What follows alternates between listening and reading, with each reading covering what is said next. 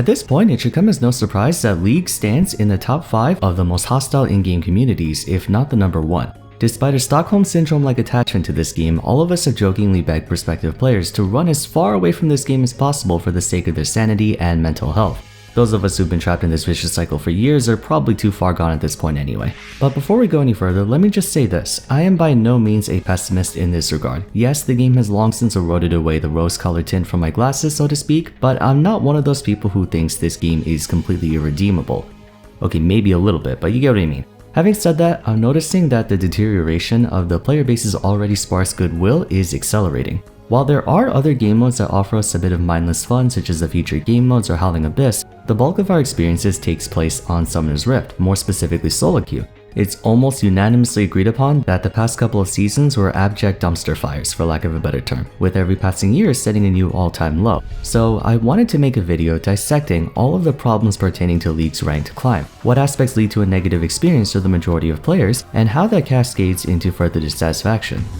To start, when it comes to any multiplayer game, there are two parties involved, the players and the game. There could be a very well-designed game who just happens to have a toxic fanbase. Conversely, there could be a very positive fanbase but a badly designed game. Although that kind of occurrence is very rare, since if one part of the equation is faulty, that can easily leak into the other part as well. Typically, the player environment has a greater impact on one's experience than the game itself, seeing as there's hardly any titles out there who deliberately incentivize negative behavior between players, except Among Us. That game turns everyone into pathological liars and manipulators, and that is the hill I'm gonna die on. We're gonna talk about the community side of this equation first, as that's the most noticeable. For those of you who play solo queue, just about all your games can be summed up as such. One player gets utterly destroyed, causing the other 4 players to consequently get destroyed as well. If even one lane falls behind, that snowballs into the other lanes being dragged down by that teammate and collapsing from the collateral damage. Since around the start of Season 9, I would say you've no doubt noticed the phrase X-diff being thrown around everywhere. Top gap, jungle diff, mid canyon, bot chasm, etc. as a passive-aggressive means of implying the cause of this game's victory or defeat is due entirely to one person's mistake.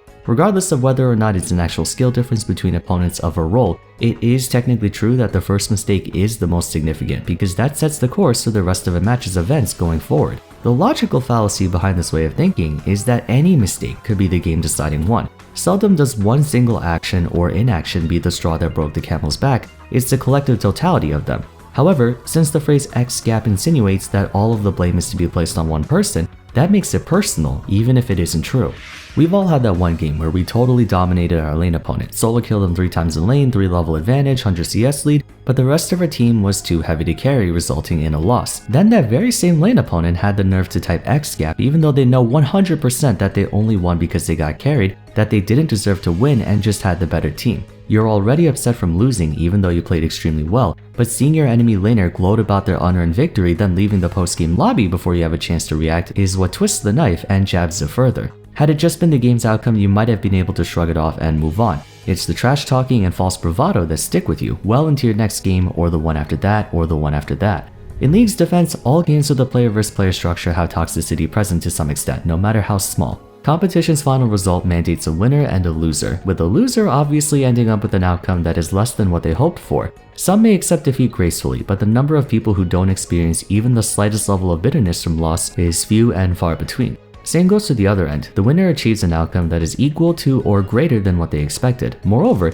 it places them in a figurative position, albeit temporarily, above their opponents. Even those with great humility will experience an ego boost, and as humans are, we want to show that off to validate ourselves, hence why when most people win, they like to rub it in their opponents' faces. Good sportsmanship is pretty much non-existent in the video gaming industry. Of course, when you see it on television or watch 2 rival competitors trash talk each other, it makes for some fun entertainment, but that's only because you're a third party. When it happens to you directly, that's when the fun goes away. Going back to the X-gap example, after playing really well but losing to circumstance, then having your opponent rub salt on your wounds, players move into the next game with a chip on their shoulders, feeling unjustly wronged, and that acts as a catalyst for games going forward, a catalyst that inflammates every negative occurrence, even the most trivial ones. Hypothetically, you had one of those games and then you started your next one only to end up getting camped by the enemy jungler the entire game. Not only is that frustrating, but the events of the previous game still linger, compounding even further until the player snaps. They flame their teammates, they soft int, they stop trying and just autopilot, they spam FF15, they AFK, they do something uncharacteristically toxic, something they wouldn't do ordinarily, but as you know, everyone's patience has a limit, some are just more tolerant than others.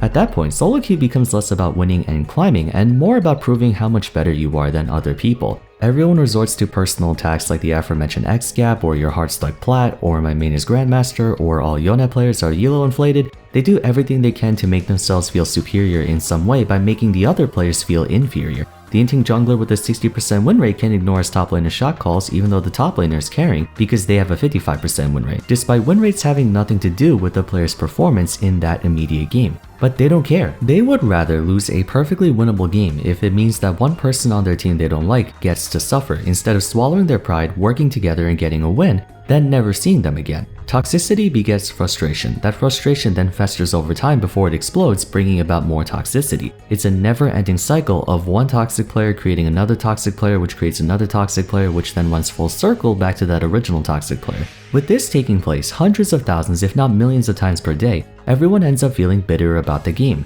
After losing 3 games in a row, most players lose all semblance of dignity and bring other people down in retaliation for being brought down themselves. This has been going on for years now, and we're starting to see the long-term effects of constant exposure to this kind of experience. All the stress and frustration with seemingly no form of remedy is catching up to players. That's why it feels like nowadays, missing a cannon minion is enough to make someone want to give up right away. The trolls, inters, and ragers have gone unpunished for so long that players are getting exhausted and disillusioned by the game, thus turning into trolls, inters, and ragers themselves. Full transparency, I myself am not the most positive player. I know not many of you watch my Facebook videos, but for those who do, you know by now that I'm somewhat of a keyboard warrior at times. I won't deny that. So I understand I'm part of the problem and acknowledge that no matter how bad games get or how toxic my or the enemy team is, ultimately I, and by extension we, have control over how we respond to negative stimuli. But therein lies the next core problem with solo queue. It's very easy for one player's negativity to spread to others due to how the game environment is designed.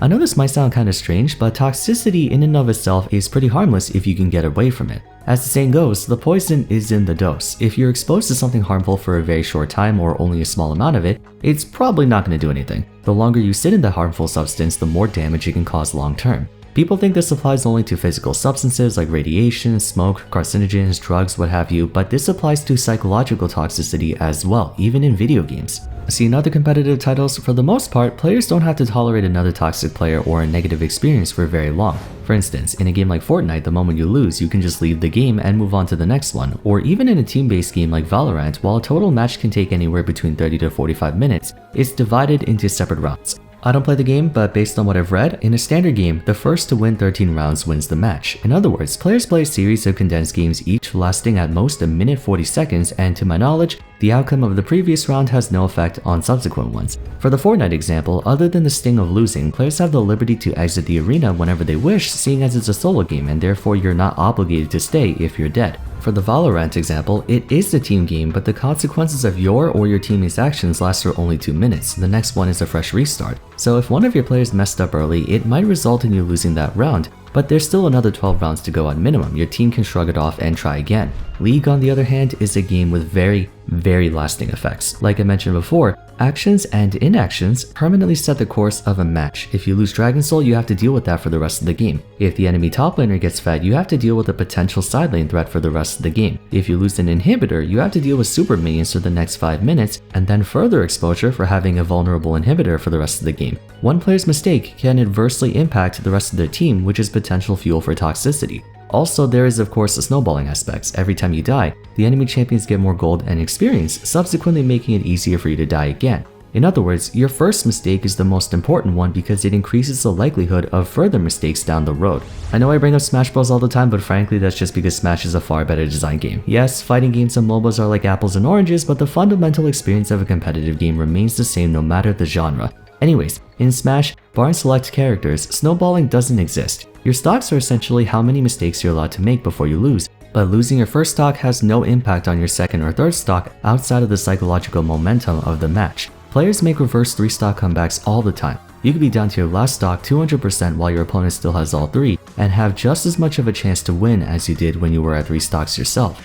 Just to clarify, I'm not saying these games don't have a problem with toxicity. Like I said, every competitive game is toxic. That's the nature of competition. Someone has to lose in order for someone to win, but the game environments themselves don't exacerbate toxicity.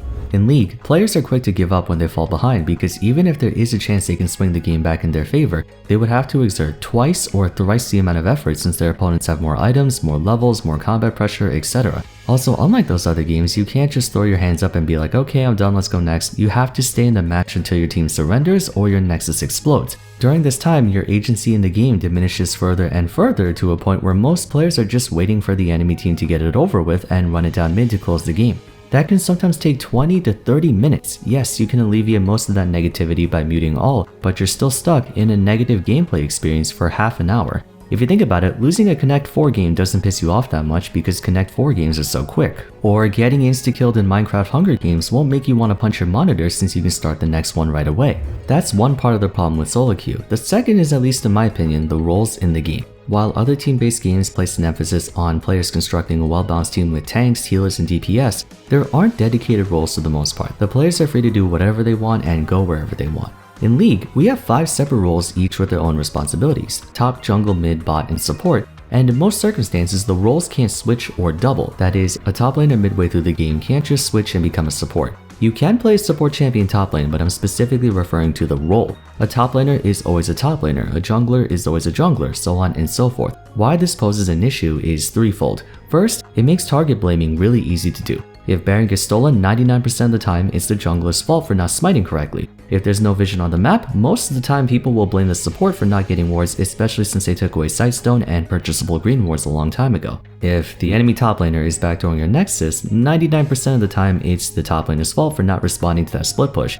Whether this is true or not is irrelevant. Players see the roles as a scapegoat. Second, autofill. Because it's a top jungle mid ADC and support versus another top jungle mid ADC and support as opposed to 5 players versus 5 players, autofill creates a potential handicap for one team. Since the job of a jungler is vastly different from an ADC, or the job of a support is vastly different from a top laner, teams can get screwed over if the person sucks at the role they're filled into. This wouldn't exist if it was a 5v5 and everyone was just a player and not a specific role. Third, it limits how much a player can actually do. Contrary to popular belief, it's extremely difficult, if not unfeasible, to 1v9 games. Junglers need the backup of their support's vision control, ADCs need the support of their team as a whole, top laners need their teammates to not feed before they get a chance to roam around the map. It's not like a first-person shooter where if you have the most godlike accuracy and strafing you can 1v9. There's only so much you can do at a time.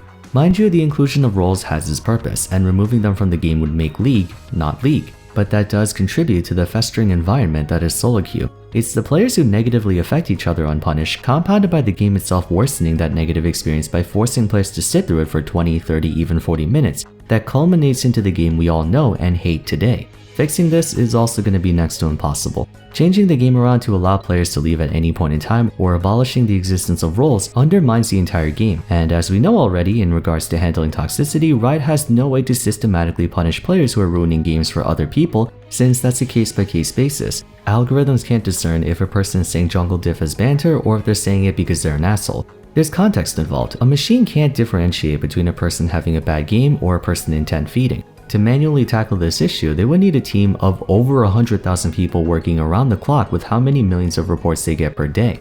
So I guess we just have to deal with it. I don't know, I came up with this topic after realizing I just don't like playing the game anymore. I would much rather play anything other than solo queue at this point. On the bright side, I don't have to subject myself to dozens of games a day to make videos on it, I just play it whenever I'm bored. But yeah, I noticed the player base in general, based on the games I play and the comments I see on my videos, that everyone is just burned out at this point. I'm not gonna quit, but my hope for this game is waning by the week. Anyways, if you enjoyed the video, it would be awesome if you would like to like and subscribe. Consider following me on Twitter, joining my Discord server, and I suggest you look at my video on toxicity if you're interested. But for now, thanks so much for watching, and I look forward to seeing you again soon in the next one. Take care.